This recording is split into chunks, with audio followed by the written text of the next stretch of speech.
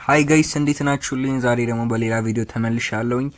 ዛሬ ቪዲዮዬ እንዴት አድርገን ኢንተርናሽናል ስልኮችን ማግኘት እንደምንችል እንደ ዩናይትድ ስቴትስ እንደ ካናዳ እና የተለያዩ ስልክ ቁጥሮች እንዴት እንደምናገኝ ያሳያችኋለሁ።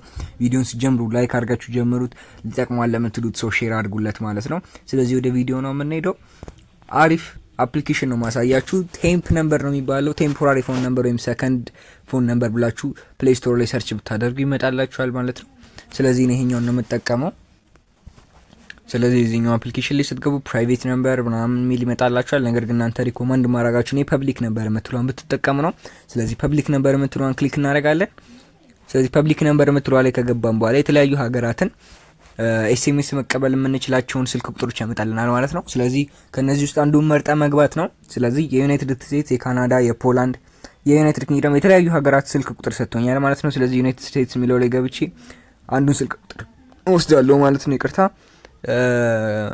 ምንወስዱ የትኛውን ነው ካላችሁኝ የሚሻለውን። ስለዚህ ኒው የምትለውን ብትመርጧት እኔ ሪኮመንድ ያደርጋችሁ። If you love privacy, you will absolutely love NordVPN, and here's why. Speed. ስኪፕ አድርጋችሁ ማለፍ ነው።